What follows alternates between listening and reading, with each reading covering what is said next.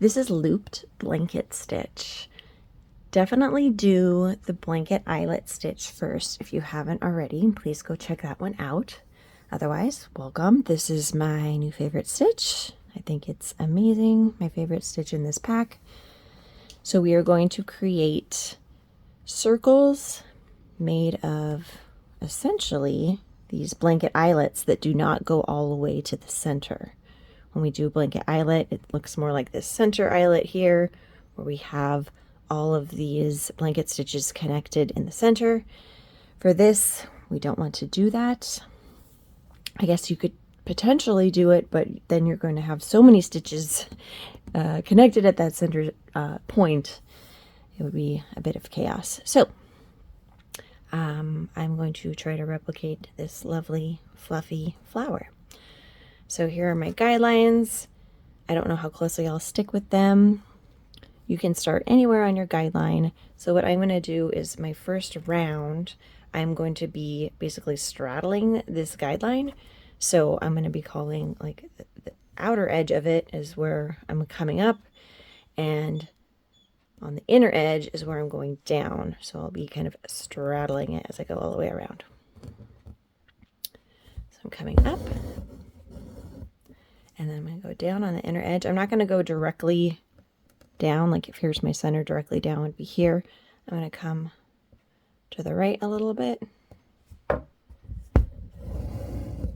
I'm leaving a loop, and then I'm going to come up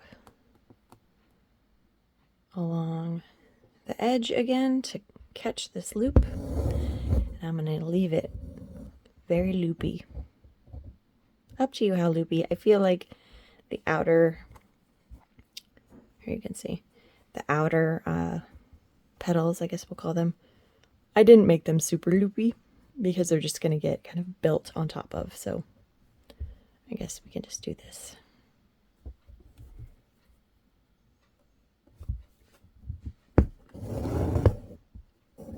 And next,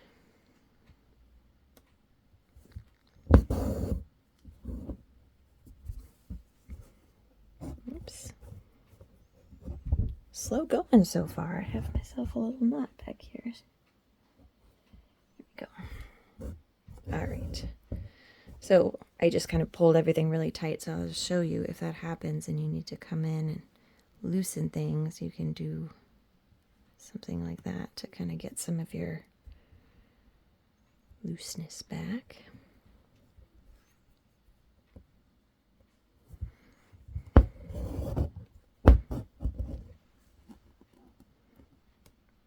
So when I come up, you can see I'm kind of coming up in between these two stitches, but along that outer edge.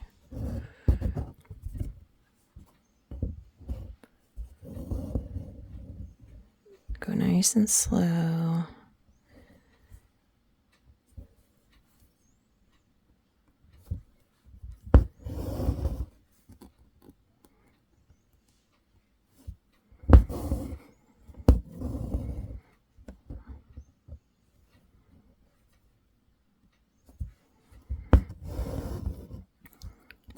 And it's up to you how many stitches you are going to fit. So if we look here, this one I had started, I'm making these a lot closer. Not sure if that's necessary or not, but it's just how it's going. I think for the outer edge, since these stitches are going to get mostly covered, it's probably not necessary to make them as close as I currently am. Sorry, I got myself another knot. I have quite a length of thread I'm working with, which is causing me a little bit of problems in the back. Oh my word. So, lesson learned. I was hoping to be able to use a very long length of floss for the entire flower, and now I'm having regrets and wish I had just planned for a length for each circle, but here we are.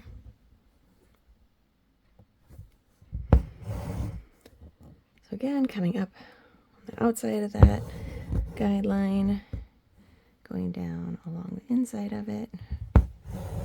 Try to be consistent with your stitches as far as how close they are together. I feel like I'm now making them a little further apart than they used to be. No big deal. Just do your best as far as the distance and also how loose you make them, the tension.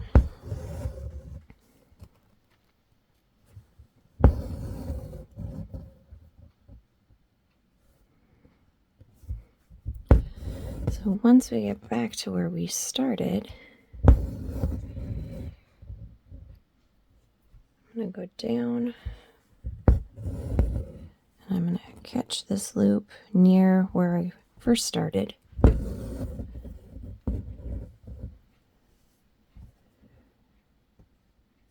And then I am going to go down behind here. I'm going to put my finger here so that I don't pull the previous stitch. So you can see I didn't tighten this stitch here. So just be careful. At this point, if you want to secure the back of your floss, like weave the back of your thread, just so if it gets pulled, that doesn't get yanked. You can do that. Okay, so now I'm going to do my next circle. So for this one, so we do get a little bit, well, I'm using the variegated floss, so obviously we see where I started and stopped. But this little stitch here, you can see, right? So I kind of like to start at a different place for each circle. So for the next circle, how about I start over here?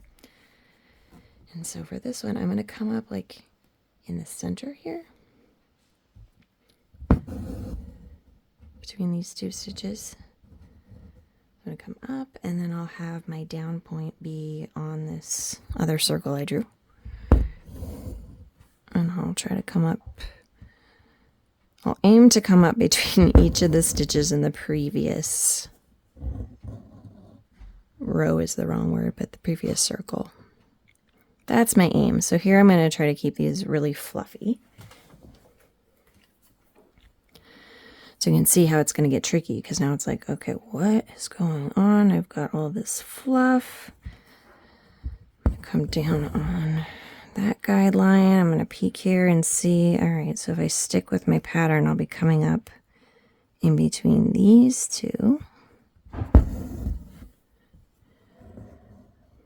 And pull slowly. And repeat. So because I'm trying to keep the same number of stitches, for better or worse, when I come down, I'm definitely going to be pretty snug.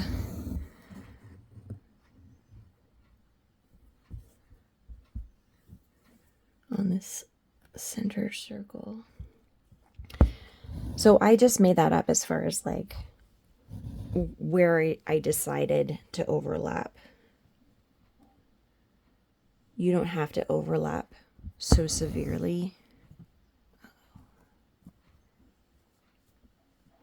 Not a good stitch to get knots with.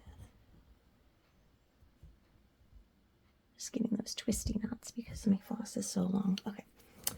So it's up to you how severely you want the overlap to be. Maybe you just match up with every other stitch from the previous circle.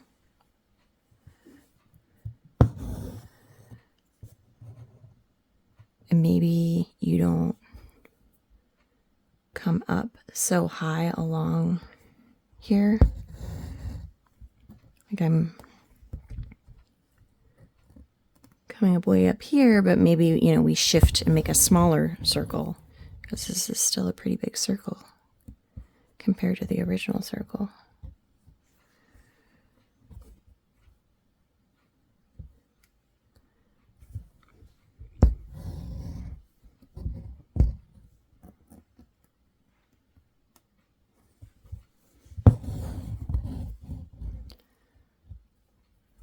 into my tension here.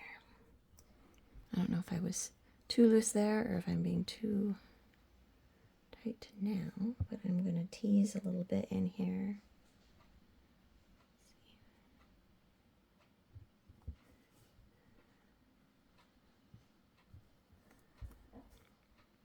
Try to even it out a little bit.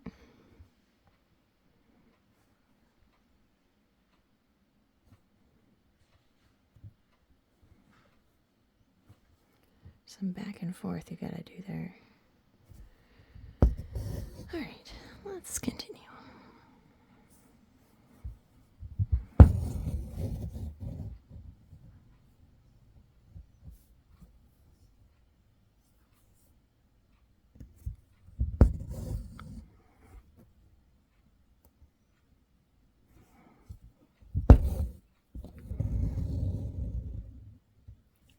So this is not a flower you would want to put on clothing or anything that could get caught. It's obviously going to be easy to snag it because we have all these loops.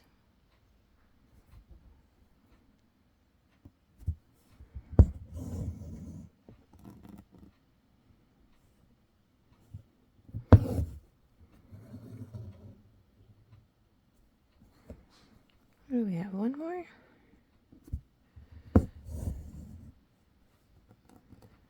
Yep, that's where we came up. So that's our final loop. Now I suppose, so I'm used to kind of going behind and making an anchor, which I still think makes sense. You could go in front as well, but I'm going to tuck in back here, I think. Really, I don't think it matters where you tuck back in. Just keep it loose so that kind of blends in with the other loops. All right, so now we do our final, well, in this case, it's going to be our final circle. So, and again, you know, I made that first circle kind of tight and this one's super loose. You can play with that, right? I mean, that first one I did could have been looser. This one could have been tighter. All right, so let's, for the last one, let's come up here.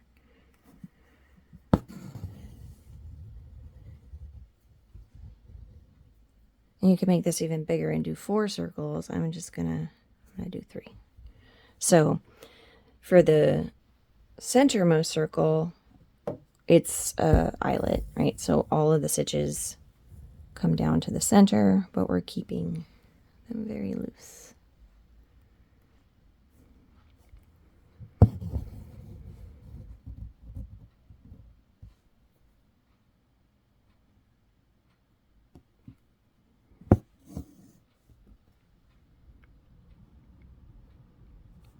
Where did I even come up? Okay, so obviously at this point, it's like, where am I?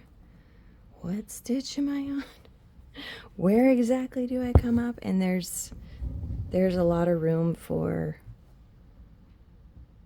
mistake here because no one's gonna really know either from just looking at the at the flower, like, oh, they missed a stitch. Like, in theory, there's so much texture here that no one will notice.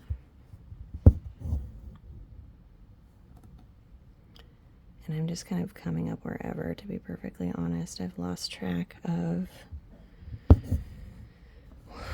how many stitches I'm supposed to be doing or where exactly they're supposed to come down.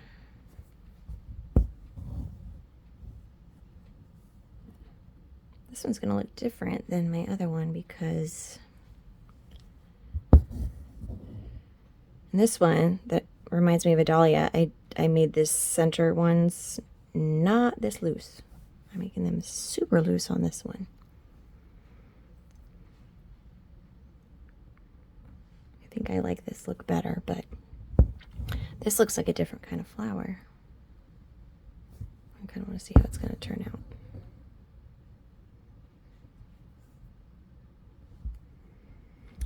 I think this one would look really pretty with some French knots or something in the center. Oops. Where am I?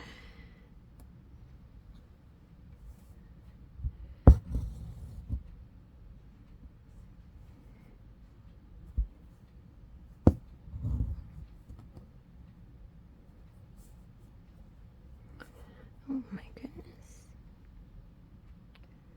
Okay, I'm coming up here. Oops, I don't even catch this. Here we go. You can see as you get towards the center, there's just so much going on that we just do the best we can. It almost turns into like, well, I was going to say turkey work, and I'm not sure if that's true.